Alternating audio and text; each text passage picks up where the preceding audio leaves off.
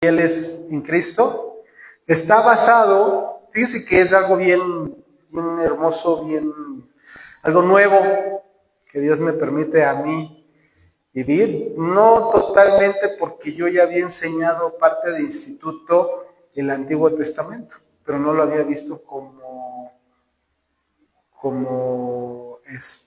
enseñanza, como predicación. Y hoy vamos a iniciar una nueva serie basada en el libro de Daniel.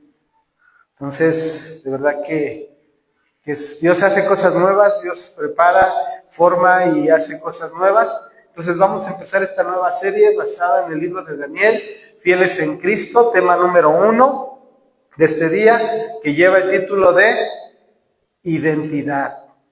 Identidad. Estamos iniciando un nuevo año, un nuevo camino, una nueva aventura. ¿Quién lo ve como algo, como un tipo de un nuevo camino, una nueva aventura? ¿Alguien lo ve así o nada más yo? Yo estoy así medio. Una nueva oportunidad. Yo lo veo así porque, al final de cuentas, nuestro Dios no se rige por los años y meses de nuestro tiempo, de nosotros, estamos de acuerdo. Pero el hecho de que nosotros podamos vivirlo en ese sentido, como algo nuevo, como un año nuevo, siempre nos produce nuevas expectativas, no sé si les pasa. Siempre produce nuevas expectativas, nuevas preguntas, nuevas formas de pensamiento, de decir, bueno, ¿qué nos espera este próximo año?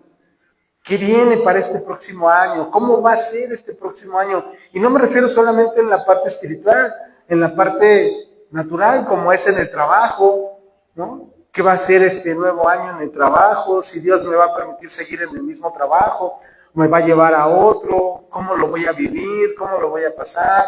Si Dios me va, como digo, me va a dejar más tiempo aquí, o me va a llevar algo más, o no lo sé. Pero siempre hay nuevas expectativas, nuevas formas de pensar, ¿no? Me van a aumentar el salario, ¿no? Y a veces decimos, a ver si me dan más. Son formas, ¿no? Que pensamos, ¿cómo viene este próximo año? Los hijos, nueva escuela, nuevos años escolares, si empiezo nuevamente un estudio, si paso al siguiente año. No sé si les ha pasado cuando pasan los pequeñitos de una primaria a una secundaria. ¿Cómo están los niños? ¿Sí lo han vivido? ¿Cómo están? Algunos emocionados, pero otros también están nerviosos, ¿no? Así como que es que ya no soy, cuando llegué a sexto, ya soy el grande de los chiquitos, ¿no? Ya somos así como que el sexto año aquí mandamos, ¿no? Y con los demás niños de cuarto, tercero, segundo, primero, ¿no? Somos los grandes, los de sexto. Y se sienten así como que, wow. Pero pasan a la secundaria y entonces, ¿qué lugar toman ahora? Los chiquitos, y los grandes son los de tercero, y son los que aquí como que mandan, y los chiquitos ven a los grandes así como que, ay, mira, están bien grandes, ay, ellos. Y así en cada etapa, pasan de secundaria a la prepa, ¿y cómo pasan de la secundaria a la prepa? También pasan todos nerviosos, todos espantados, todos. Entonces, cada etapa que se va viviendo es una nueva expectativa. Cada etapa que se va viviendo es una nueva aventura, un nuevo caminar. Y así pasa también en nuestro año. ¿Qué se viene para nuestro año? ¿Qué vivimos ahora para este nuevo año? ¿Sí han visto un poco de noticias o no? ¿Sí? ¿Sí han visto un poco de noticias? A veces no es bueno meternos mucho porque también nos empezamos nuestra mente empieza a volar y ya empezamos a pensar que se vienen situaciones ahorita por ejemplo con la situación de Estados Unidos y Venezuela, ¿no? Ya se viene un conflicto bélico y se va a venir se van a meter otras potencias y van a defender o sea, nuestra mente empieza, no es malo ver noticias, no es malo, pero tampoco no podemos meternos tanto, ¿no? En esa situación. Entonces, esa es otra parte de lo que vamos viviendo y decimos, ¿qué se viene para este próximo año? El año pasado fue la guerra, o no sé si ya tiene varios años, de Rusia con otro país de la misma zona, y suenan muchas cosas, ¿no? Y suenan muchas cosas, Y ya se va a soltar una guerra bélica de bombas atómicas, y se va a meter Estados Unidos, se va a meter Japón, y se va a meter... ¿Sí me explico? Entonces empezamos nosotros a pensar, ¿qué viene? ¿Qué va a pasar? Y así en cada parte y en cada etapa de nuestras vidas. Pero también pues vienen esas nuevas, ese nuevo andar, ese nuevo caminar, y empezamos a... ¿Cuántos hicieron sus propósitos de año nuevo? ¿No? Porque hacemos propósitos de año nuevo y los cumplimos. Luego ni los cumplimos, ¿verdad? No, es que ya me metí al gym, ya tengo una semana, y ya después de una semana, híjole, creo que no me voy a levantar, mañana sí voy. Y entonces ya hasta pagamos el año completo, y pum, ya a la mera hora ya, al mes ya lo abandonamos. Entonces empezamos a planear, empezamos a pensar qué viene, qué vamos a hacer. ¿Por qué voy a hacer un nuevo trabajo, una nueva escuela, un nuevo proyecto? ¿Qué voy a hacer? Pero cuando empezamos a planear todo eso y de repente las cosas no van pasando como queremos, ¿no? Cuando las cosas no se van dando como queremos, muchas veces pues nos desanimamos, ¿no? Nos desanimamos, nos decepcionamos, nos entristecemos, a veces hasta nos enojamos, ¿sí o no? Pero lo peor es que no nos enojamos con nosotros mismos, a veces nos enojamos con Dios. ¿Pero por qué, Señor? Si yo ya había planeado esto. Señor, yo ya había planeado que iban a ser así las cosas. Yo ya había pensado que las cosas iban a ser de esta manera. Y Señor, no se están dando. Se está cambiando todo completamente. ¿Por qué, Señor? ¿Por qué si ahora me congrego? ¿Por qué si ahora estoy estudiando la Biblia? ¿Por qué ahora si estoy en un instituto? ¿Por qué, Señor, me está pasando esto? Y nos empezamos a enojar. Y a veces nos enojamos con Dios. Nos enojamos con Dios y muchas preguntas surgen y decimos, si esto es que estoy caminando con el Señor, ¿por qué me está pasando esto? Y vienen muchos cuestionamientos, ¿no? Vienen muchas preguntas. Y todo eso altera nuestros proyectos, altera lo que teníamos planeado. Y decimos, ¿dónde está Dios? ¿Dónde está Dios? ¿Dónde quedó Dios? Si yo le había puesto mi vida en sus manos, yo le había pedido que Él fuera conmigo, Él me guiara, Él me enseñara. Y todo lo vemos así como que se derrumba. ¿Qué pasa? ¿Qué está pasando? Y ahí es a lo que nos lleva esta enseñanza del libro de Daniel. En este libro de Daniel es un sentimiento también que se está viviendo en ese pueblo de Israel. ¿Por qué? Porque este libro de Daniel nos cuenta la historia de un pueblo que en su momento fue conquistado. Cuando inicia este libro de Daniel, no inicia con gozo, con alegría, con una victoria en contra de los pueblos que los querían conquistar o los pueblos paganos, sino empieza con una derrota. Si leemos, hoy lo vamos a ver el capítulo 1, si leemos ese capítulo 1, inicia con una derrota. Inicia en este caso no con un milagro, sino con un llamado. Un llamado a la vida de ese pueblo. Y así, hermanos, también vamos a iniciar este nuevo año. Vamos a iniciar con muchas expectativas, de las cuales a lo mejor muchas no se van a cumplir. Pero sí iniciamos con un llamado, como inicia el libro de Daniel. Y el llamado que nos hace la Escritura en Daniel es un llamado a vivir en fidelidad.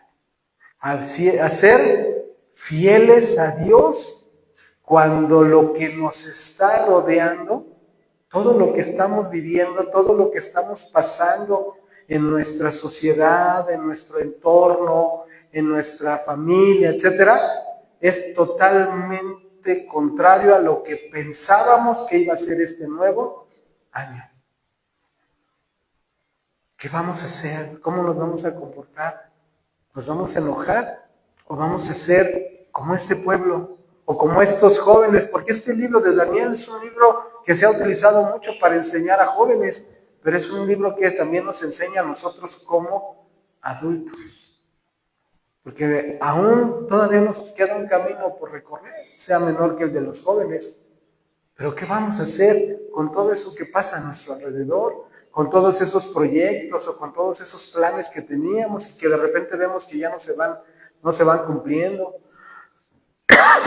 Cuando vemos que la maldad, cuando vemos que lo que nos rodea cada vez se está volviendo más difícil, se están haciendo las cosas más duras, o sea, la pobreza, la maldad, la rebeldía, todo eso está creciendo, todas las formas de pensamiento que hoy se viven se están multiplicando y surgen nuevas formas de pensar y surgen nuevas formas de actuar que son contrarias a Dios. Y decimos nosotros, estamos en medio de esa sociedad, porque el Señor aquí nos dejó, ¿estamos de acuerdo? ¿Estamos de acuerdo que estamos en esta sociedad y en esta sociedad nos tocó vivir? Así como en ese momento le tocó a estos jóvenes vivir lo que estaba pasando en Israel, así nos toca a nosotros. ¿Y qué respuesta vamos a dar a Dios? Por eso la serie se llama Fieles.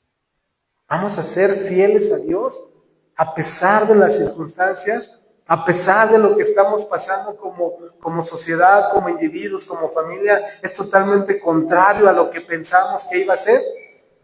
Vamos a seguir siendo fieles ante una sociedad.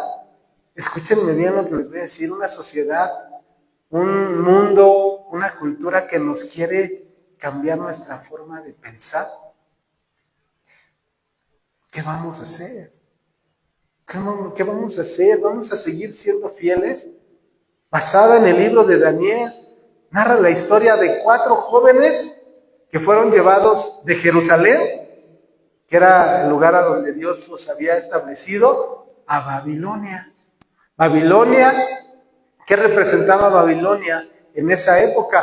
Babilonia era una ciudad que había crecido políticamente, que había crecido militarmente, que había crecido culturalmente. Esa Babilonia se había desarrollado. Babilonia se había empezado a crecer en ese poder militar que empezó a conquistar otros reinos que rodeaban ese lugar. Entonces Babilonia se volvió una potencia y Babilonia entonces estaba conquistando naciones y pueblos. Pero esa Babilonia representaba algo que hoy también hay una Babilonia para nosotros. ¿Saben qué representaba Babilonia en esa época? Maldad. Esa Babilonia representaba la maldad, representaba todo lo contrario a Dios. Esa Babilonia había crecido de una forma hasta en la parte científica, había crecido en la parte intelectual, había crecido en la parte cultural. Entonces, ¿qué pasaba con esa Babilonia? Estaba conquistando y estaba imponiendo su propia forma de pensar a todas esas naciones. Entonces llega a Jerusalén, llega con este pueblo de Israel, ¿y qué quiso hacer con este pueblo? Lo mismo, conquistarlo e imponer su propia cultura, su propia forma de pensamiento. ¿Qué estamos viviendo hoy en día, hermanos? Pregunto yo. ¿Qué se está viviendo hoy en día con la sociedad, con la cultura, con la forma de pensamiento de la actualidad? ¿No nos están queriendo imponer? ¿No nos están queriendo cambiar nuestra forma de pensamiento? Y nos están buscando amoldarnos a la modernidad, a lo nuevo, a lo actual, a lo desarrollado. ¿Sí o no? ¿Sí o no? Esa es la Babilonia que hoy se vive también. La Babilonia de esa época iba en contra de Dios. La Babilonia de hoy en día va también en contra de Dios. ¿Estamos de acuerdo? Entonces, eso es lo que nos está llevando este libro de Daniel a aprender, a conocer, a afirmarnos. estos jóvenes, porque cuentan la historia de estos jóvenes principalmente, fueron confrontados con la tentación de permanecer fieles a Dios o de convertirse a la cultura que los rodeaba. O seguían siendo fieles o se amoldaban al mundo. Yo les hago una pregunta. ¿Ustedes han creído, han visto cristianos que se han amoldado a la forma de pensamiento de la actualidad? ¿Sí o no? ¿Sí o no? Claro que sí. Claro que sí. Hoy vemos muchos creyentes que empiezan a aceptar lo que el mundo les está imponiendo. La misma escritura lo dice, ¿no? Lo que nosotros sabemos que es bueno, el mundo lo ve malo. Y lo que nosotros sabemos que es malo, el mundo lo ve como bueno. Y entonces eso el mundo nos lo quiere venir a implantar a nosotros, a los creyentes. Nos quieren venir a implantar sus formas de pensamiento, sus formas de actuar, de comportamiento. Hoy nos llaman intolerantes. ¿Sí o no? Porque no apoyamos los movimientos que hoy hay en el mundo. ¿Por qué no estamos apoyando el movimiento tal, el movimiento del falso arcoíris? Ideologías de género, el proaborto, feminismo. Y eso marca la modernidad. Y nosotros como creyentes, ¿qué vamos a hacer? Porque podemos decir muy seguros, sí, no, yo estoy en contra. Pero hoy vamos a ver parte de esa enseñanza. Cuando decimos estoy en contra, pero de repente nos damos cuenta que estamos bien metidos en eso. Porque toleramos, porque lo permitimos, porque lo aceptamos y lo empezamos a ver ahora como bueno. El enemigo es sutil, ¿eh? El enemigo no crean que es el enemigo que viene a desbaratar y empieza a atacar. No, ese no es el enemigo. El enemigo es sutil, que se empieza a meter. Se empieza a meter poco a poquito y nos empieza a engañar. A lo mejor no empieza con nosotros, pero empieza con la familia, o empieza con los amigos, o empieza con la escuela. Y empezamos a decir, sí es cierto. Es que me lo enseñaron en la escuela. Es que lo vi en un video de YouTube. Es que un influencer. Es sutil. Y cuando te das cuenta, ya estás bien metido en el mundo. Por eso debemos de ser bien cuidadosos. El enemigo no es el que viene así como un monstruo y te quiere, no. Es sutil. Sutilmente te empieza a envolver. Entonces, en esta etapa, estos jóvenes fueron confrontados. O permanecían fieles a Dios, o se convertían a la cultura que los estaba rodeando. ¿Y qué los iba a sostener, hermanos?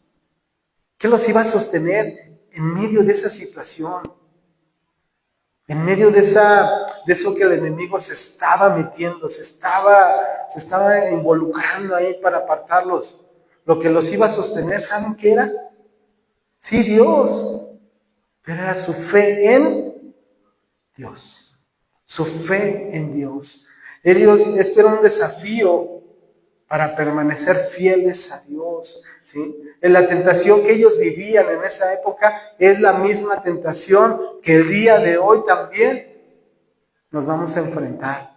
Estamos en unos tiempos donde una cultura, una nueva forma de pensamiento, una nueva forma de filosofías, hermanos, nos están seduciendo. Nos están seduciendo. ¿Qué es la seducción? ¿Qué entendemos por una seducción?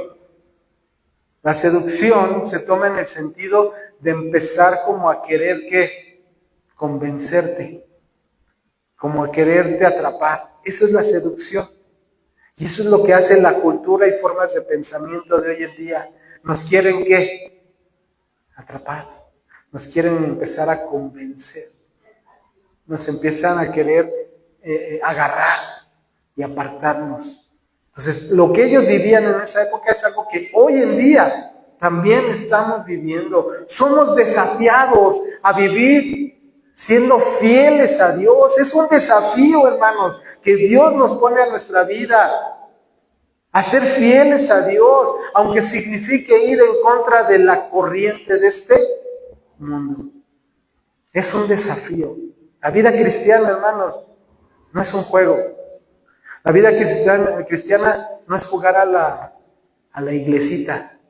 La vida cristiana no es un pasatiempo. No es un centro de entretenimiento. Es una forma de vida. El ser cristiano es una forma de vida. Implica una, escúchenme bien, identidad.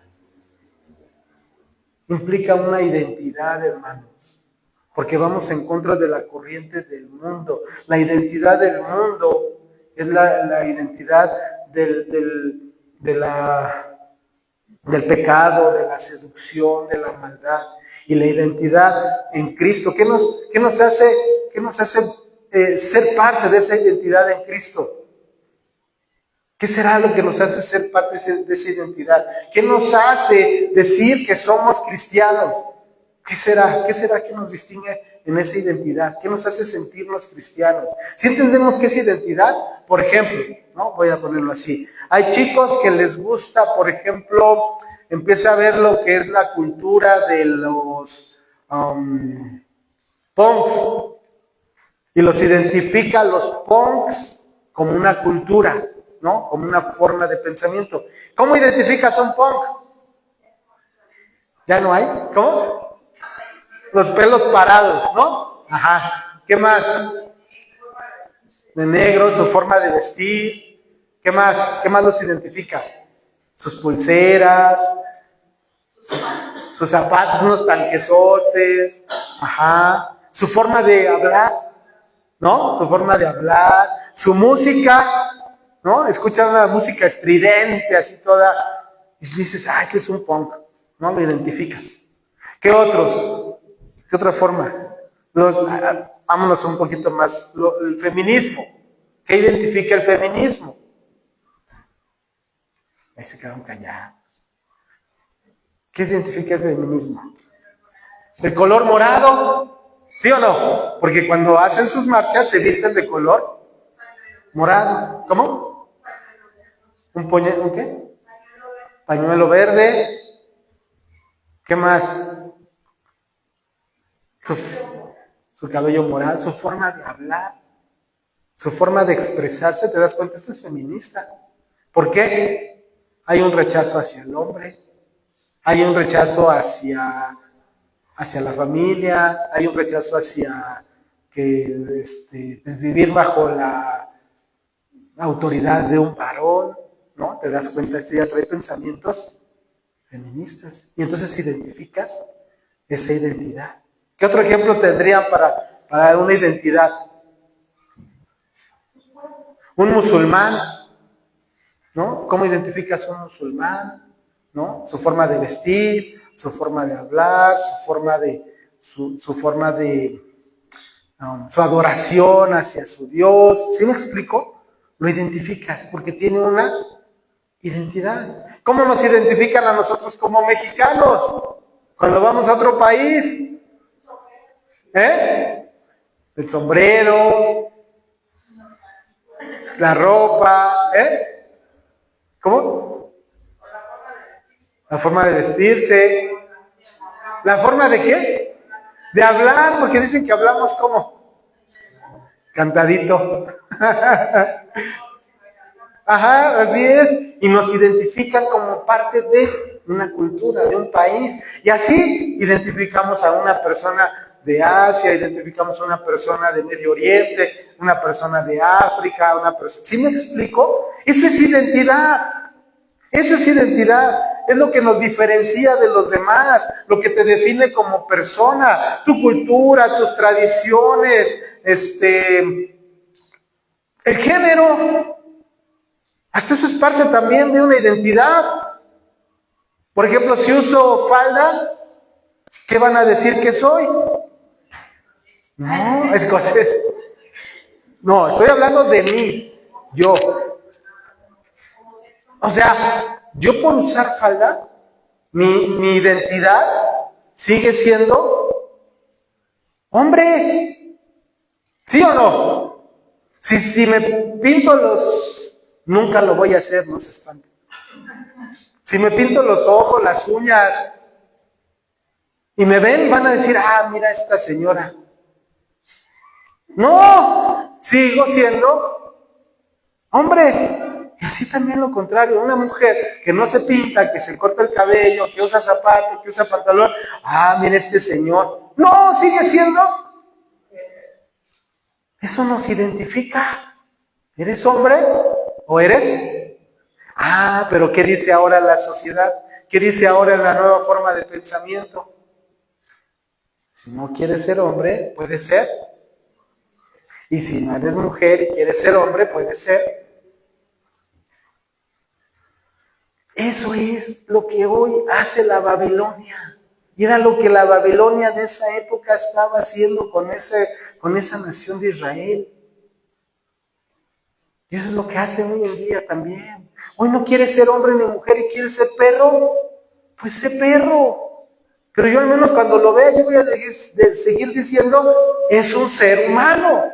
Aunque ladre, aunque come en el piso, aunque se rasque, aunque sigue siendo hombre. Un ser humano, mejor dicho, ser humano. Porque puede ser hombre o mujer, ¿no? Pero va a seguir siendo ser humano. Aunque su locura lo lleve. Hay uno que se ha cortado las orejas y se ha hecho no sé qué tantas cosas en la cara, porque dice que es marciano, extraterrestre. Pues yo lo sigo viendo ser humano. Pero la forma de pensamiento le dice, no, lo que tú quieras ser, tú puedes ser. ¿Se dan cuenta de la locura? ¿Se dan cuenta de híjole, hay una palabra dura, fuerte, pero no me gusta usarla, pero es ya, de las personas. Y yo les hago una pregunta, ¿y eso está conquistando al mundo? Sí, claro que sí. Claro que sí. ¿Y qué vamos a hacer nosotros? ¿Qué vamos a hacer nosotros? ¿Cuál es nuestra identidad? ¿Qué identidad tienes hoy tú? ¿Qué identidad? ¿Cómo te identificas tú? ¿De verdad estás bien plantado en tu identidad? Vamos al libro de Daniel, capítulo 1, versículo 1 y 2. Vamos a ver el contexto en esta etapa de lo que vive el pueblo de Israel ante ese imperio que estaba conquistando los reinos de ese lugar. Daniel capítulo 1, versículos 1 y 2. Dice, en el año tercero del reinado de Joacim, rey de Judá. ¿Sí? ¿Estamos bien? ¿Sí? ¿Ya lo tenemos? Vino Nabucodonosor, rey de Babilonia, a Jerusalén. ¿Y qué dice? Y la sitió. Versículo 2. Y el Señor entregó en sus manos a Joacim, rey de Judá, y parte de los utensilios de la casa de Dios, y los trajo a tierra de Sinar, a la casa de su Dios, o sea, de su Dios, de Nabucodonosor, de ese reino babilónico, y colocó los utensilios en la casa del tesoro de su Dios. Entonces vemos aquí que hay una conquista. Ese reino de Babilonia vino a conquistar al pueblo de Judá. ¿Estamos bien? ¿Sí? Hola. ¿Sí? ¿Qué estamos? Y entonces dice que vino, sitió y conquistó. Entonces a veces, y no solamente eso, sino dice que parte de los utensilios de la casa de Dios, que era parte de su identidad, ¿estamos bien? Su forma de vida, de cultura, de pensamiento, lo que todos ellos sabían que era de Dios, que era para honrar a Dios, dice que fue tomado. Y entonces lo tomó, lo sustrajo y lo llevó a su tierra, a la casa de su Dios. Hermanos, en ese momento Quedó sometido esa ciudad de Judá al poder babilónico. Quedó sometido, era una situación de exilio porque fueron conquistados y fueron llevados a esa ciudad. Y lo principal de este punto dice que las cosas de Dios, todo lo que alababa, lo que los identificaba como pueblo de Dios, había sido tomado, sustraído y llevado a su Dios. Y pensamos entonces,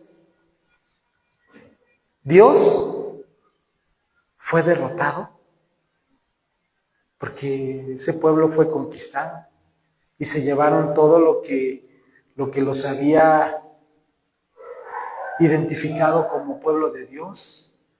Porque acuérdense que cuando Dios le mandaba al pueblo a conquistar alguna nación, o bueno, a ir hacia una nación, decía que Dios iba con ellos. Dios iba delante de ellos, ¿sí o no? Y Dios les decía, avancen, o Dios les decía, quietos. Y siempre, y la parte de la escritura nos decía, y Dios los entregaba en sus manos. ¿Qué estaba pasando entonces en ese lugar, en ese tiempo? ¿Cómo una nación pagana estaba derrotando al pueblo de Dios? ¿Cómo era posible que ese pueblo babilónico los había conquistado y los estaba esclavizando? ¿Cómo era posible? Entonces Dios ya los había abandonado, o el pueblo babilónico era más poderoso que Dios. ¿Sí o no? Se puede llegar a pensar esa situación. Tal vez ellos como nación lo llegaron a pensar, porque tomaron todos los utensilios de la casa de Dios, del templo. Entonces Dios se apartó, Dios no respaldó, Dios fue derrotado. ¿Qué piensan ustedes? ¿Qué dice la Escritura? Dice en el versículo 2 que acabamos de leer, y el Señor, ¿qué dice? El Señor entregó en sus manos a Joacim, rey de Judá. ¿Qué quiere decir esto, hermanos? Dios no abandonó a ese pueblo. Dios no fue derrotado. Dios no había, en este caso, los demás no fueron más fuertes que Dios. ¿Sabes cuál era la respuesta, hermano? Ellos abandonaron a Dios. Dios no abandonó a ese pueblo. Ellos abandonaron a Dios. El exilio, recuerden esa parte, cada vez que el pueblo de Israel era conquistado, es porque se habían apartado de Dios. Habían abandonado a Dios. Se habían vuelto al paganismo, se habían vuelto a la idolatría, se habían vuelto a la maldad, se habían mezclado con los pueblos paganos. Eso era lo que estaba viviendo. Dios no los había abandonado. Esto que estaba viviendo eran las consecuencias de su propio pecado. Eran consecuencias de su propio pecado. El Señor, hermanos, entregó a ese rey Joacim en las manos de Nabucodonosor. Dios lo permitió. ¿Por qué? Porque ese pueblo necesitaba ser disciplinado. Ese pueblo necesitaba ser corregido. Porque ese pueblo abandonaba a Dios una y otra y otra y otra vez. ¿Y qué decimos de ese pueblo? ¡Ay, ese pueblo idólatra! ¿Sí o no? ¡Ay, ese pueblo rebelde! ¿Sí o no? Pregunta. ¿Y nosotros como creyentes cuántas veces hemos abandonado a Dios? ¿Cuántas veces hemos ido en contra de Dios? En nuestros actos, en nuestras palabras, en nuestros pensamientos, en nuestra forma de ser. ¿Cuántas veces le hemos dado la espalda a Dios? ¿Sí o no? ¿Y qué pasa cuando le damos la espalda a Dios? ¿Dios nos abandona? ¿Dios nos deja a nuestra suerte? Dios dice, no, ya con este ya no, y ahí lo dejo. ¿Qué hace Dios? Nos corrige. ¿Qué hace con la oveja que se descarría? ¿Qué hace el pastor cuando la oveja se descarría, se va? La va a buscar y la trae de vuelta. ¿Sí o no? Claro, en ese traerla de vuelta, pues implica, pues tiene que corregirla. No voy a decir la forma de corregir, que como antes yo corrijo esa parte y me arrepiento, porque yo decía, y le torcía la patita para que ya no se escapara. No, Dios no es así. Pues estaríamos hablando de un Dios humano, ¿o no? Que como padres también actuamos, decimos, ay, este se me descarrió, pues ahora para traerlo, ahora lo voy a disciplinar. Sí, Dios nos disciplina, pero no en la forma de hombres, sino en una disciplina que Dios sabe que necesitamos para corregirnos, ¿estamos? Y era lo que estaba haciendo con este pueblo de Israel, donde Dios fue el que entregó a Joacim en manos de Nabucodonosor. Dios lo permitió.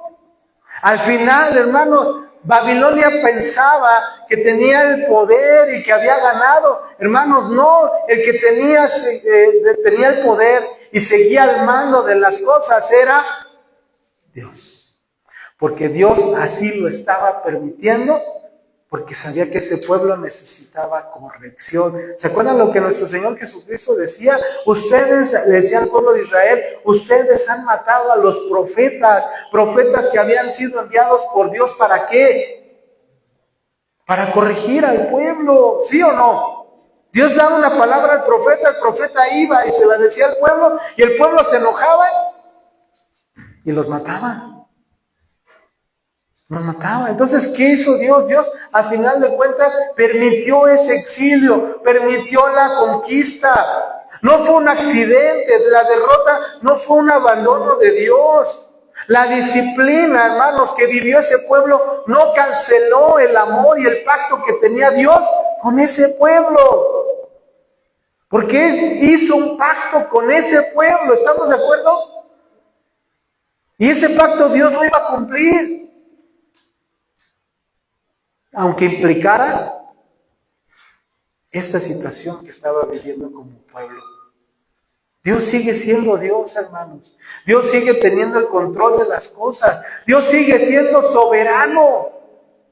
Entonces, cuando nosotros estamos pasando alguna situación difícil en nuestra vida, como individuos, como familia, hermanos, y siendo cristianos, es porque Dios sabe dónde nos tiene que corregir. Pero Señor, ¿por qué nos está pasando esto? Porque Dios sabe lo que necesitamos.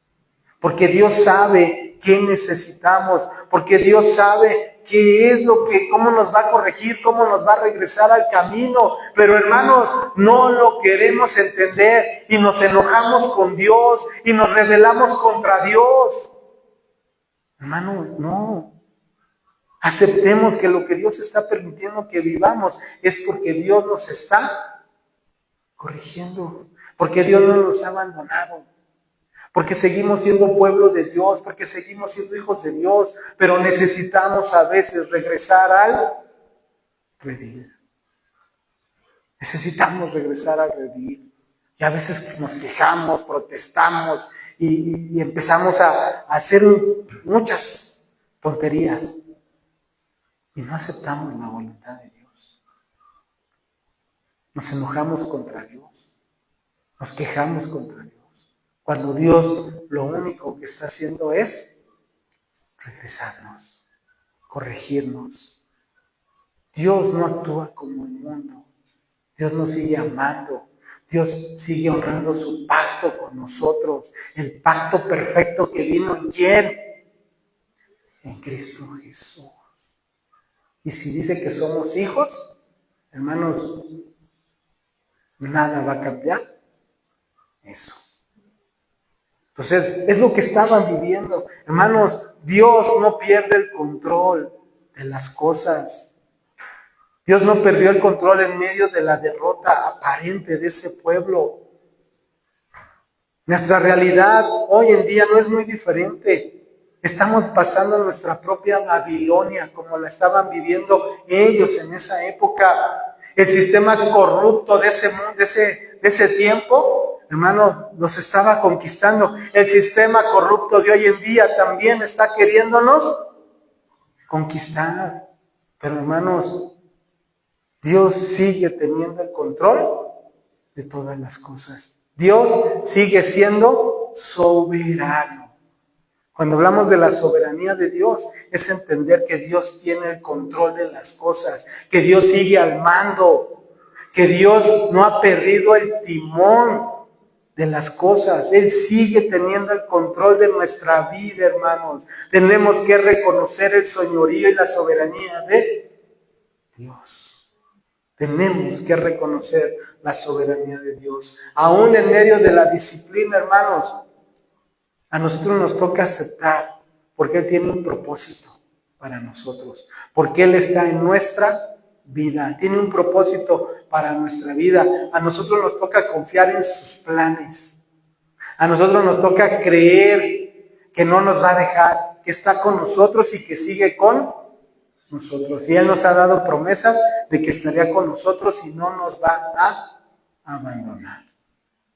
¿Sí o no? ¿Sí lo creen o no lo creen? Porque si no entendemos la soberanía de Dios, hermanos, el mundo nos va a absorber. Dios es soberano y Dios sigue teniendo el control. Vamos a la siguiente parte, Daniel 1, versículo 3 al versículo 7. Dice, y dijo el rey a Aspenaz, jefe de sus eunucos, o sea, el rey Nabucodonosor le dijo a su comandante, a su líder, ¿no?, de los eunucos, que trajese de Israel, de los hijos de Israel.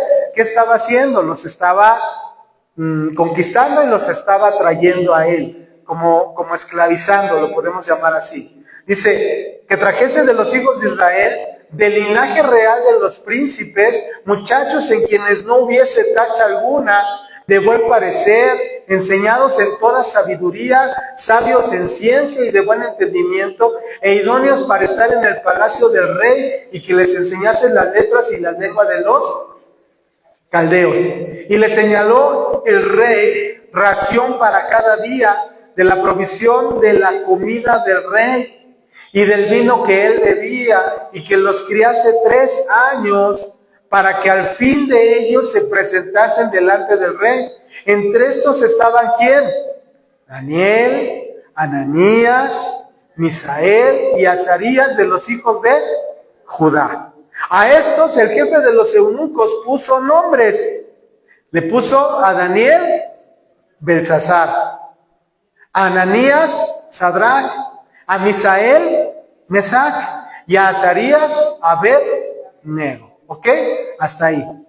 Fíjense qué interesante lo que nos cuenta esta parte de la historia. Dice aquí que cuando los conquistó, le dijo al jefe de los eunucos, ¿no? Le dijo a uno de sus líderes, tráeme a los hijos de Israel, tráeme a los más preparados, a los más inteligentes, a los más sabios, a los de mayor entendimiento, idóneos. ¿Qué pensabas tú, o qué pensarías tú cuando se trae a los más fuertes, a los más inteligentes, a los más sabios, a los más entendidos, a los más guapos? ¿Qué les va a hacer ese rey? ¿Qué piensan ustedes? ¿Qué pensarían ustedes? Trajo a los más preparados, a los más listos, a los más chipocludos. No, lo que piensa uno es que los va a matar. ¿Por qué? Porque si vas a conquistar un pueblo, acaba con los líderes. Y ya los demás del pueblo van a hacer que más sencillo conquistarlos. Entonces, mátate a los más fuertes, a los más inteligentes, a los más capaces, y déjate a los que vas a esclavizar. Esa es nuestra forma, a lo mejor, de pensar, ¿no? Decimos, es que sí iban por los más, para acabar con los más preparados. Pero ahí lleva la parte que usted nos dice, hermanito. O sea, se los trajo no para acabar con ellos. Los trajo, hermanos, por otra situación. Fíjense hasta dónde es la maldad tan astuta, que lo que quería hacer con ellos era que reeducarlos. Si tú cambias la forma de pensamiento de una persona lista, inteligente, con sabiduría, los demás van a ser más fáciles. Entonces cambia a los líderes y los demás van a seguir a esos líderes. ¿Me explico? Y eso era lo que estaba haciendo, lo que pensó en ese momento este hombre Nabucodonosor.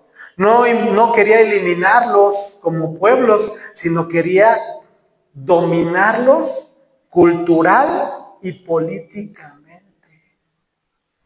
Dominarlos, cambiarles su forma de pensamiento. Porque una parte importante es que no les dijo prohíbeles, en su momento no les dijo prohíbeles que adoren a su Dios. ¿No? Dijo, déjalos. Ellos siguen adorando a su Dios. Ya en su momento, más adelante, sí vemos que les prohíbe, ¿no? Le prohíbe a Daniel, y eso no fue el mismo rey, sino fue otro que le metió la idea al rey, diciéndole, si alguien se inclina ante su Dios, será esclavizado y muerto, ¿sí o no? Que fue cuando fue enviado Daniel al foso de los leones. Pero ya fue por otra situación. Pero en ese momento, el rey dijo, déjalos que sigan con su propia forma de idea, pensamiento, su propia cultura. Dice, lo que vamos a hacer es empezarlos a preparar y enseñar en nuestra cultura, en nuestra forma de pensamiento. ¿Qué era lo que quería entonces Nabucodonosor? Sí era conquistarlos, pero lo más importante era la lealtad. Él quería que esas personas, esos que había escogido, fueran leales a Nabucodonosor. Entonces, ¿cómo los vas a volver leales a él? ¿Por la fuerza? ¿Golpeándolos? ¿Esclavizándolos? No, así no los vas a volver leales a ti. ¿Por qué? Porque siempre va a haber en ellos el rechazo, siempre va a haber el no, pues me están obligando a. ¿Qué hizo? Los empezó a enseñar a dominar en la cultura y en la forma de pensamiento. Quería demostrar al final de cuentas su superioridad en cuanto a lengua, en cuanto a cultura, en cuanto a literatura. Entonces, ¿qué estaba haciendo? Debilitaba a ese liderazgo del pueblo y lo empezaba a meter en su propia cultura. ¿Y saben que eso mismo hoy se está viviendo? No vienen por nuestros jóvenes, no vienen por nuestros niños, no vienen por nosotros queriéndonos conquistar con espada, con guerra. Nos están conquistando culturalmente, con ideologías nuevas. ¿Saben por qué? Porque están buscando la lealtad sutilmente. Por eso les decía, el enemigo no viene así, ¿no? Sí dice la palabra como león rugiente, pero como un león rugiente no quiere decir así como un león que viene a atacar. No, ¿cómo llega el león primero con su víctima? Exacto, acechando. Así viene el enemigo, hermanos. Nos está acechando y está acechando a nuestros hijos, a nuestros niños, a nosotros mismos, porque nos quiere cambiar la forma de pensamiento y nos quiere llevar a aceptar lo que el mundo nos está ofreciendo, porque nos está diciendo prácticamente que lo que el mundo nos ofrece es más grande, más fuerte, más poderoso, más importante, más sabio y mucho más cosas que Dios. No, mira, una carrera te va a dar riquezas, te va a dar control, te va a dar poder. Un negocio, un trabajo, te va a dar esto, te va a dar aquello, esta forma de pensamiento te va a dar, y vas a ser libre y vas a conquistar. Eso es lo que está haciendo el mundo, eso es lo que hace el enemigo, engañándonos. Cuando nosotros sabemos que el único que nos puede dar esa libertad, esa paz, esa esperanza, es solamente Dios. ¿Sí lo estamos viendo? ¿Cómo estaba actuando en ese momento ese enemigo en contra de ese pueblo y especialmente en contra de estos jóvenes? Él quería debilitar al liderazgo para imponer, ¿sí? Para darles una nueva, ojo, identidad. Les quería dar una nueva identidad. Les iba a enseñar su propia lengua. Y su propia lengua, cuando les enseñara esa forma de comunicación, los iba a llevar a cambiar su forma de pensar. Les iba a dar comida. La comida no era cualquier comida, porque ¿qué comida les iba a dar a esos jóvenes? La comida del rey. Les iba a dar vivienda, les iba a dar trabajo, les iba a dar riquezas. ¿Y qué era lo que estaba provocando en ellos si les ofrecía todo eso? Estaba provocando en ellos una dependencia y una gratitud a ese rey Nabucodonosor. Y es lo que hoy el mundo también nos está ofreciendo. Si tú te inclinas ante mí, yo te voy a dar esto y esto y esto y esto. Entonces no nos conquista con guerra, nos conquista sutilmente, hermanos, cambiando nuestra forma de pensar, cambiando nuestra lealtad, cambiando nuestra identidad. ¿Qué está pasando con las iglesias, hermanos? No hay congregaciones donde están casando personas del mismo sexo, ¿sí o no? Miéntanle, niéguenlo. Es lo que se está viviendo. ¿Y las congregaciones están diciendo? Sí. La gente, hermano, se está volviendo leal al mundo. Está cambiando su identidad, hermanos. ¿Saben cómo se estaba presentando Nabucodonosor con esos jóvenes? Como una buena persona, como un benefactor, alguien que les estaba dando, que los iba a ayudar, pero simplemente, sutilmente los estaba engañando, los estaba apartando de su lealtad a Dios. ¿Y saben cuál fue el cambio, el golpe final de ese cambio a estos jóvenes? ¿Cuál fue el golpe final de ese cambio a los jóvenes? Lo leímos.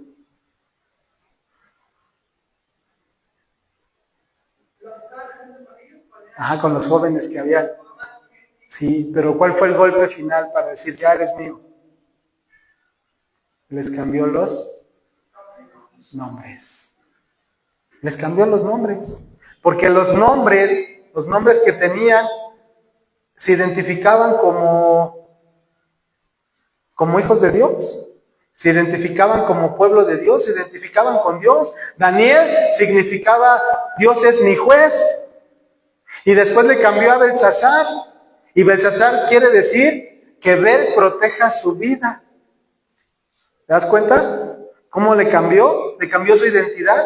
Ya no era Dios, Dios es mi juez. Ahora es que Bel proteja su vida. Bel era un dios para ellos, uno de sus dioses. Ananías era Yahvé, es misericordioso. Se lo cambió a Sadrach, y Sadrach quiere decir, está relacionado con Akú, dios lunar. O sea, los estaba cambiando a sus propios dioses. Misael quiere decir, ¿quién como Dios?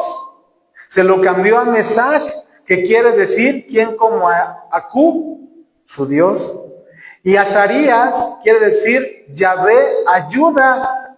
Y se lo cambió a Abed-Nego, que quiere decir, siervo de Nebo, otro de sus dioses. Entonces, ¿qué estaba pasando? Estaba cambiando ya su identidad. Estaba cambiándole la identidad. Ese fue el golpe final. Estaba una redefinición de su identidad, de su pasado, de su lealtad, de su propia fe. Los estaba rindiendo a sus propias deidades, a su propia cultura y a su propia ideología.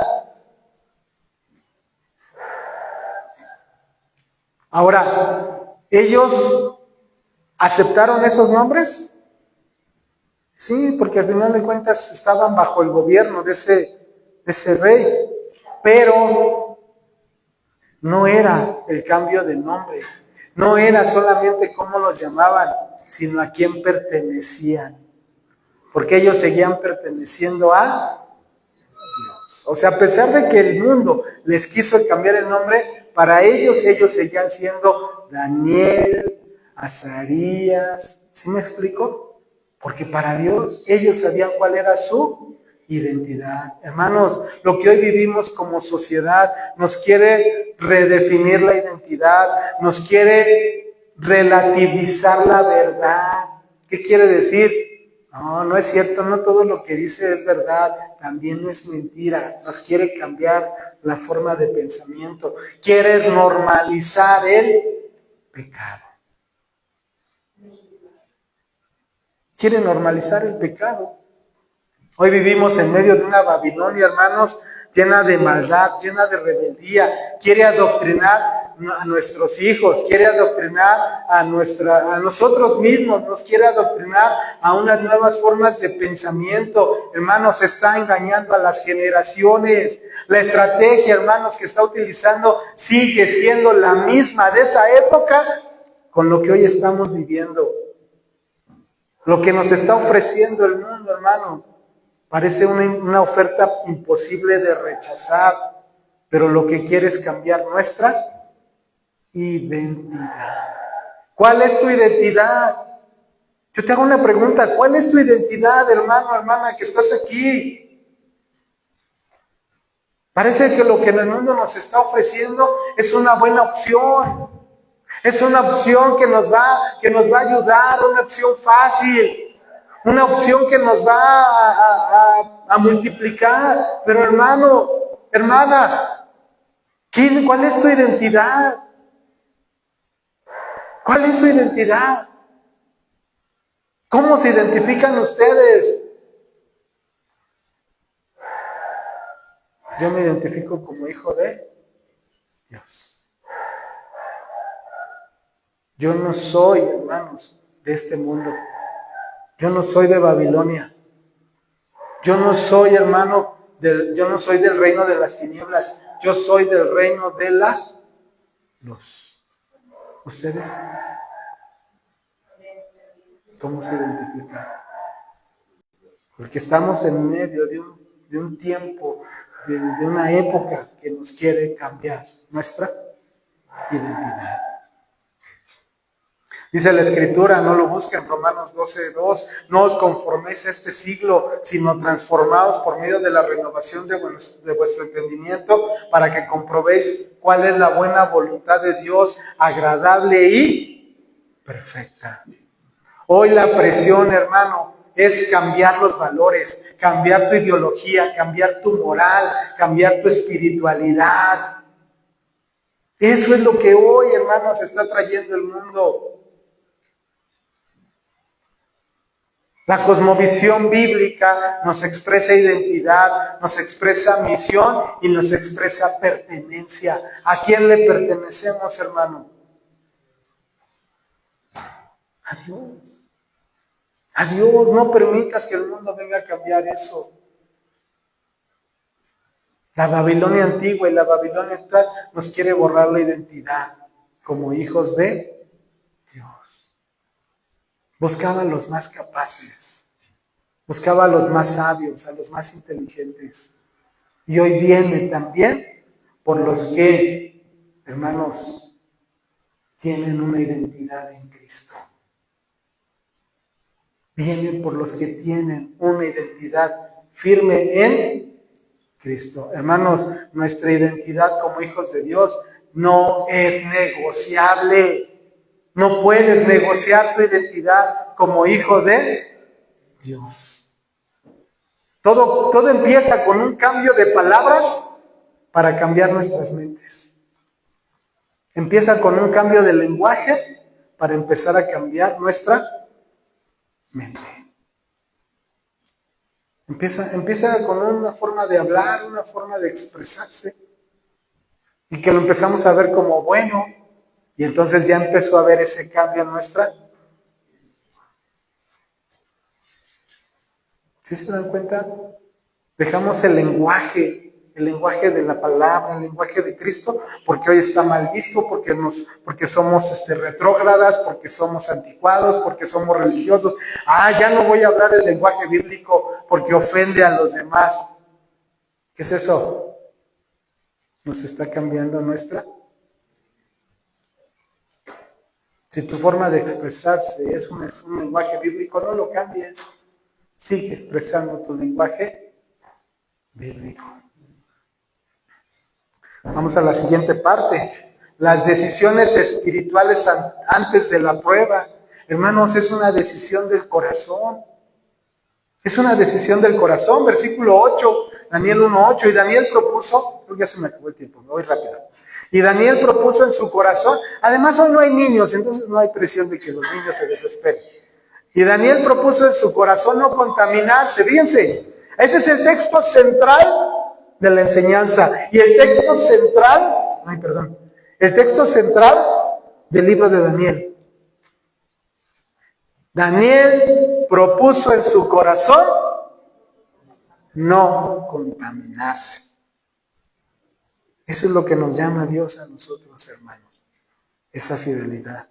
No contaminarnos. No contaminarse con la porción de la comida del rey, ni con el vino que él bebía.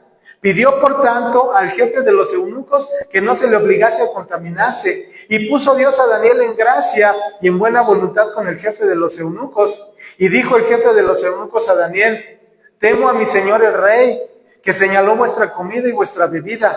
Pues luego que él vea vuestros rostros más pálidos que los de los muchachos que son semejantes a vosotros, condenaréis para con el rey mi cabeza.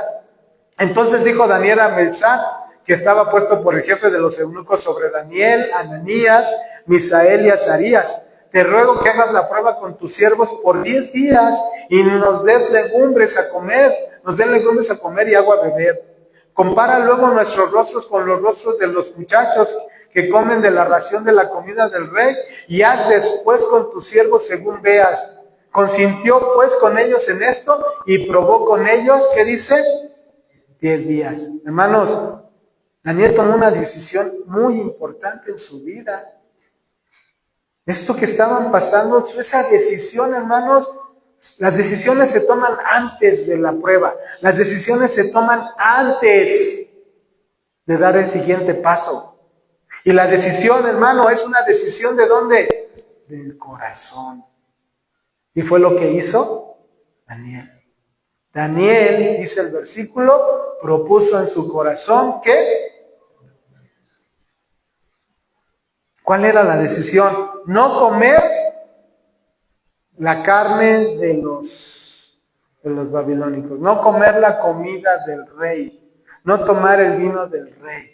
Esa fue la decisión de Daniel para no contaminarse. ¿Sí? No, hermano. O sea, sí en el sentido de lo que representaba. Pero ¿saben cuál era la decisión de Daniel? No era la comida. Era lo que representaba esa comida. Esa comida representaba cultura. Esa comida representaba religión. Esa comida representaba formas de pensamiento. ¿Y qué dijo Daniel? Yo no. Nosotros no. Nosotros no nos vamos a contaminar. No porque comer, no sé qué era la comida, cochinito, ¿no? Carnitas, híjole, ya los estaba condenando. No, era lo que él hacía en no quererse contaminar, era seguir a su lealtad. ¿A quién? A Dios. A Dios, su lealtad a Dios. Eso era lo que estaba diciendo. ¿Cómo se relaciona ahora? Es como si dijéramos, no, ahora ya no estudies, porque las escuelas seculares, híjole, están bien torcidas. No, ahora ya no te juntes con esos jóvenes, porque híjole, son unos vagos. No, ya no salgas de tu casa, porque híjole, te vas a contaminar. No, hermanos, tendríamos que irnos como a zetas, a un cerro, ¿no? Una zeta es aquel que no se relaciona absolutamente con nadie, vive solo, que nadie haya a su alrededor. Y eso, hermanos, al final de cuentas no sirve de nada, porque el pecado, ¿dónde sigue? Nosotros mismos. No, dale escuela en casa, porque entonces ahí ya no los vas a contaminar con la... No, hermanos, no es cierto. ¿Quién te dijo eso? O sea, al final de cuentas van a seguir expuestos al mundo. Tienen una computadora, tienen un celular, ¿y qué van a ver en el celular y qué van a ver en la computadora? Y cuando vean el mundo y vean lo que ofrece, ¿qué van a decir? Yo quiero de eso. Pero estamos ahí creyendo, no, si escuela en casa. Si es por una necesidad, si es por una situación, por algún, no sé, por algún problema o algo, dices, bueno, se puede utilizar como algo auxiliar, pero ya meterlo porque no quieres que se relacione con el mundo, no, porque el pecado está en su propia vida y van a encontrar la forma y el tiempo para meterse a ver cosas. Entonces no es eso, hermanos, al final de cuentas no es eso. No te involucres con toda esa gente pagana, no. ¿Qué hizo Daniel? ¿Qué hicieron sus amigos? ¿No fue Daniel levantado como uno de los líderes de ese pueblo de Babilonia? ¿Sí o no? ¿Como uno de los dirigentes? Hermanos, ahí estuvo, ahí trabajó, ahí sirvió, pero su lealtad seguía siendo ¿a quién? Ese es el punto, pero ahí estábamos nosotros. Es que me lo dijo fulanito, entonces por eso me llevo a mis hijos a escuela en casa. Dice, no entiendes el contexto, no entiendes el corazón, no te estás dando cuenta que primeramente el que los tiene que adoctrinar eres tú con la palabra. ¿Sí o no? ¿Por qué? ¿Por qué Daniel? ¿Por qué sus amigos se mantuvieron leales a Dios? Porque desde pequeños fueron enseñados ¿en qué? En la palabra de Dios. Y ellos llegaron a esa Babilonia, formaron parte de Babilonia, pero no eran de Babilonia. Porque fueron enseñados. No sé si fueron sus padres, no sé si fueron los maestros, no sé. Pero ellos tenían una convicción, ellos tenían una identidad. Ellos tenían una lealtad. ¿A quién? Pero ¿cómo le vamos a enseñar lealtad a nuestros hijos si nosotros mismos no somos leales a Dios? Y ahí estamos acusando y señalando a todos los demás, sin antes apuntar a nosotros mismos y ver si verdaderamente nosotros hemos sido leales a Dios. ¿Sí o no? Hermanos, Daniel ahí estuvo, pero no cruzó la línea de los babilónicos. La fidelidad no empieza en la crisis. La fidelidad de Daniel no fue probada cuando llegó al foso de los leones, ¿se acuerdan? ¿Cuándo fue probada su fidelidad? Desde el momento que fue conquistado.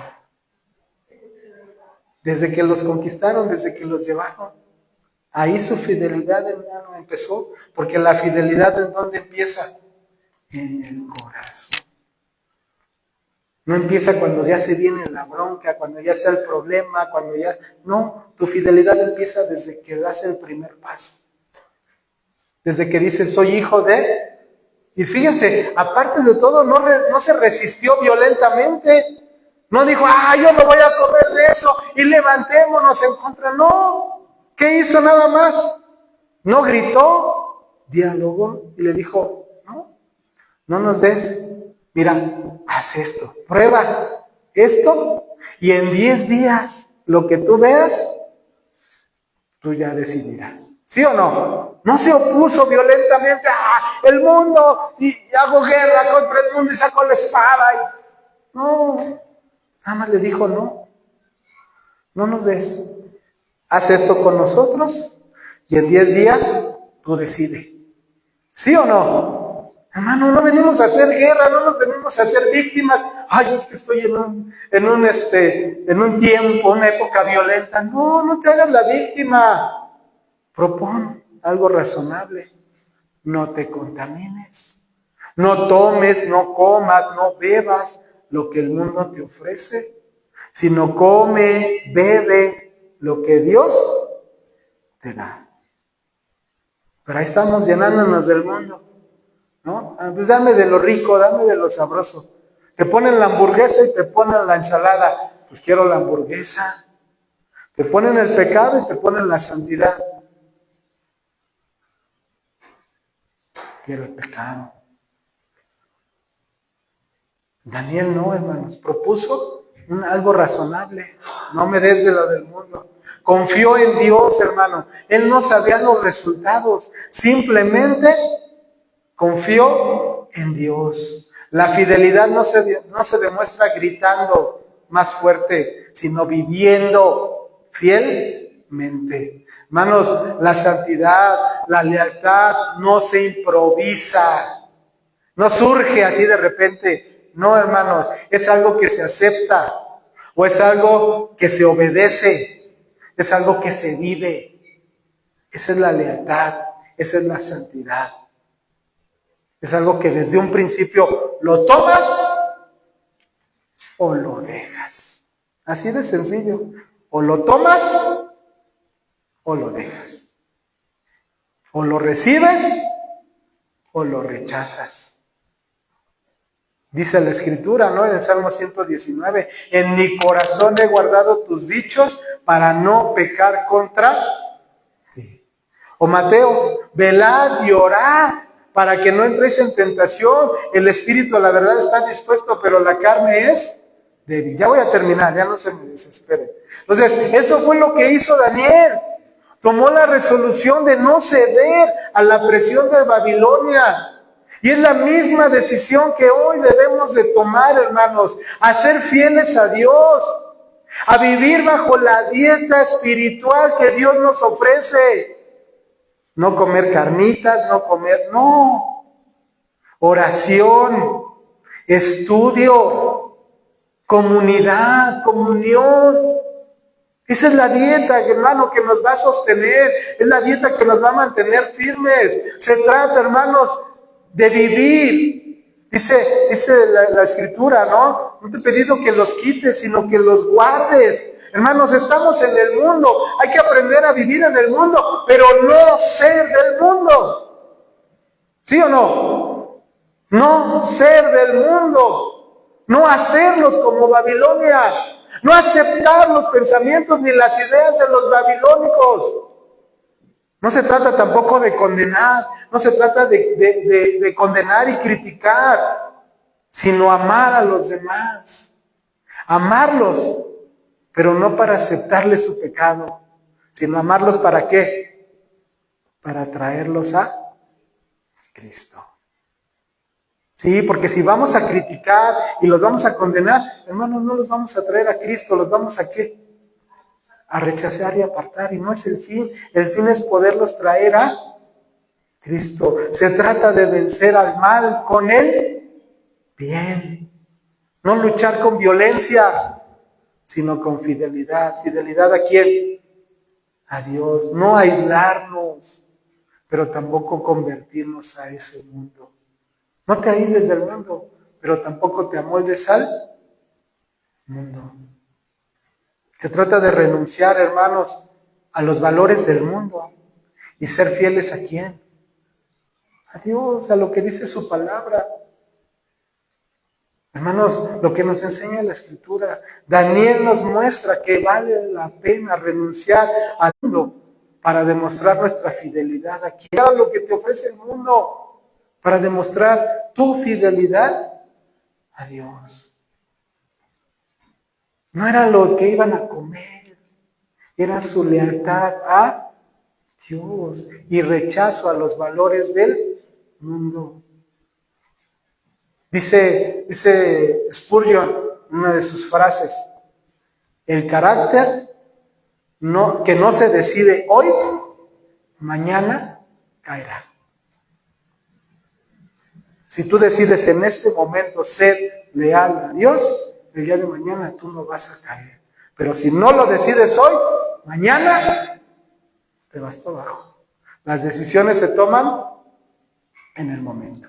Y termino, fieles a Dios en la obediencia. Dios honra la obediencia. Versículo 15. Dios honra la obediencia. Al cabo de 10 días, Daniel 1:15, y al cabo de los 10 días, pareció el rostro de ellos mejor y más robusto que el de los otros muchachos que comían de la porción de la comida del rey. Así pues, Melzar se llevaba la porción de la comida de ellos y el vino que habían de beber y les daba legumbres. A estos 4 muchachos Dios les concedió, ojo, fíjense lo que dice el versículo 7, Dios les dio conocimiento e inteligencia en todas las letras y ciencias. ¿Quién se los dio ese conocimiento? ¿Quién les dio esa sabiduría? ¿Por qué? Porque ellos no se contaminaron, porque ellos seguían siendo leales ¿a quién? A Dios. Fueron inteligentes en letras y ciencias. Y David tuvo entendimiento en toda visión y sueños. Eso también se lo dio Dios. Pasados pues los días, al fin de los cuales había dicho el rey que los trajese, el jefe de los eunucos los trajo delante de Nabucodonosor. El rey habló con ellos y no fueron hallados entre todos ellos otros como Daniel, Ananías, Misael y Azarías. Así pues estuvieron delante del rey. En todo asunto de sabiduría e inteligencia que el rey les consultó, los halló 10 veces mejores que todos los magos y astrólogos que había en todo su reino. Y continuó Daniel hasta el año primero del rey Ciro. El resultado, hermanos, de esa fidelidad a Dios, ¿cuál fue? Fue espiritual, fue vocacional. Dios los bendijo, Dios les dio sabiduría y los puso en lugares de influencia, los puso en lugares de poder. Hermanos, la obediencia trae bendición. La obediencia y fidelidad a Dios va a traer bendición. Daniel no fue fiel para prosperar, prosperó porque fue fiel. Prosperó porque fue fiel. Dios honra a quienes no negocian su identidad. ¿A quién vamos a ser fieles, hermanos? ¿A quién vamos a ser leales? Dios sigue honrando la obediencia diaria. Dios sigue honrando la constancia. Dios sigue honrando la fidelidad silenciosa. Fíate de Jehová de todo tu corazón y no te apoyes en tu propia prudencia. Reconócelo en todos tus caminos y Él enderezará tus veredas. Dios honra la fidelidad con salud, sabiduría, con discernimiento espiritual. Dice una frase de Calvino, dice, Dios no falla en sostener a quienes confían en Él con un corazón recto. Hermanos, yo les hago una pregunta. ¿Qué pasó con Daniel cuando se le obligó a no orar 3 veces al día a Dios? ¿Qué pasó con Daniel? ¿A dónde lo llevaron? Al foso de los leones. ¿Y qué pasó con Daniel? Con esos leones. No se lo comieron. ¿Y qué pasó con el rey? Cuando vio que a Daniel no se lo comió, esos leones. ¿Cómo? ¿Qué dijo? Todos van a respetar al Dios de Daniel. ¿A quién es tu lealtad, hermano? ¿A quién es tu fidelidad? Si tú te mantienes fiel y leal a Dios, hermano, en lugar de que tú te inclines al mundo, el mundo se va a inclinar ante tu Dios. Hermanos, identidad, lealtad, compromiso a Dios. Nuestra motivación para este paso de aquí en adelante no debe ser la prosperidad, sino la lealtad a Dios. La prosperidad es consecuencia, hermanos, de la bendición de Dios, de nuestra obediencia, de nuestra lealtad. Hacemos las cosas porque amamos a Dios, porque tenemos una relación con Él. Él nos ha amado y nosotros le amamos. Y no es legalismo, es amor. Babilonia te va a ofrecer riqueza, estatus, poder, popularidad, hermano, pero todo eso es material y mundano. Dios, hermano, la bendición de Dios es mucho más que eso. La bendición de Dios, hermano, es eterna. No le creas al mundo, créele a Dios. No niegues tu identidad en Cristo. Sé diferente y deja huella. Hay que dejar huella, hermanos. No nos dejemos engañar. No cambiemos nuestra identidad. No cambiemos nuestra lealtad. El desafío, muchos comienzan bien, pero pocos perseveran fieles. Babilonia no destruyó a Daniel. Quiso rehacerlo, quiso cambiarlo. Y esa es la misma estrategia del día de hoy. No nos pide que neguemos a Dios, sino que nos diluyamos en nuestra fe, que la acomodemos y la hagamos inofensiva. Eso es lo que quiere el mundo, hermano. Por eso Daniel nos recuerda la fidelidad que no comienza en el horno ni en el foso. La fidelidad, hermano, empieza en el corazón. Cuando discernimos, ¿sí? Cuando aceptamos, cuando discernimos que no toda oportunidad viene de Dios y no todo lo que parece progreso es vida. Ahí es a donde empieza, hermanos, esa fidelidad. Dice la Escritura, mas el que persevere hasta el fin, este será salvo. El discipulado o la vida cristiana no es una carrera no de velocidad para ver quién llega más rápido, sino es una carrera de resistencia. Eso es lo que es el discipulado. Guarda tu corazón, decide obedecer a Dios antes que agradar al mundo. Forma identidad cristiana en tus hijos, en tu casa. Pero primero forma esa identidad en ¿dónde? En tu propia vida. ¿Cómo vas a formar una identidad en tus hijos si en tu propia vida no la estás formando? Enseña a tus hijos a decidir primeramente por Dios. Discipula con convicciones. Discipulemos en la iglesia con convicciones, no con actividades. El discipulado, hermano, es con convicción, no con actividad.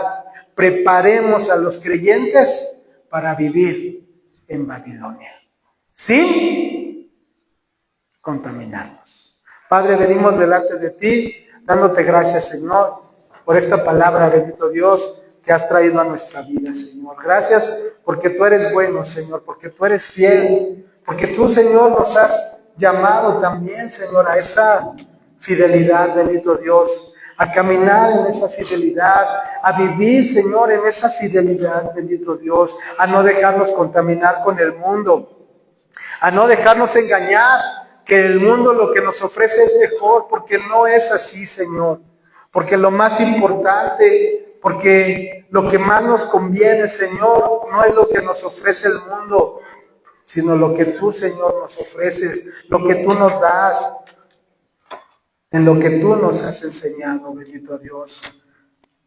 Ayúdanos, Padre, por favor, a ser fieles a ti, a caminar, bendito Dios, en esa fidelidad, en esa lealtad, Señor, con esa identidad, Padre. Ayúdanos, Señor, te lo rogamos, bendito Dios, a que podamos nosotros, Señor, no contaminarnos con el mundo, Señor, sino a tener nuestra convicción, Señor, bien firme en ti, Padre. Gracias, bendito Dios. Gracias por este tiempo. Gracias por esta palabra, Señor. Queremos honrarte y queremos exaltarte a ti. Gracias porque iniciamos, Señor, no un nuevo año, sino un nuevo día, Señor, con una convicción firme en ser leales a ti.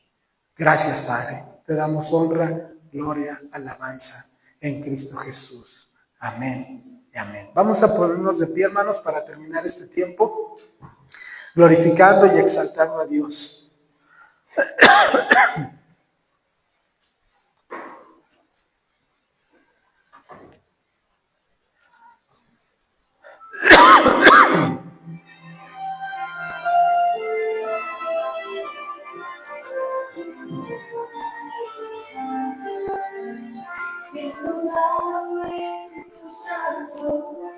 Y me has dado salvación. Sé cómo está en mi corazón. No sabré agradecerte lo que has hecho por mí. Solo puedo darte ahora mi canción.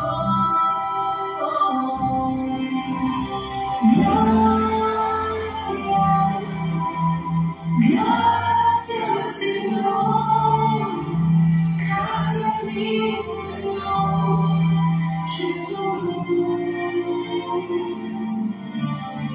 Gracias, muchas gracias, Señor.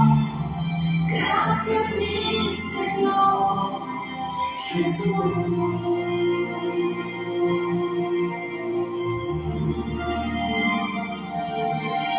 En la cruz diste tu vida y entregaste todo ahí. Tu vida eterna regalaste al morir. Por tu sangre tengo entrada ante el trono celestial. No puedo entrar confiadamente ante ti.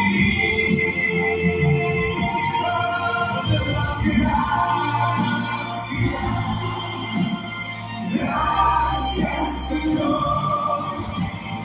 Gracias, mi Señor Jesús. Te damos gracias.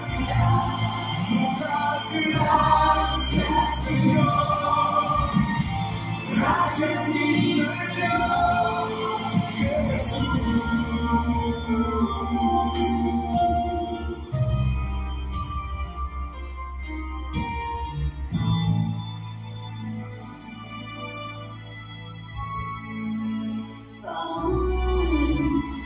Tu fidelidad es grande.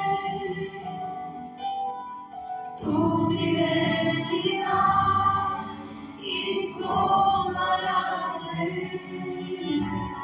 Nadie como tú, bendito Dios. Grande es tu fidelidad. Tu fidelidad es grande. Tu fidelidad incomparable. No hay nadie como tú, bendito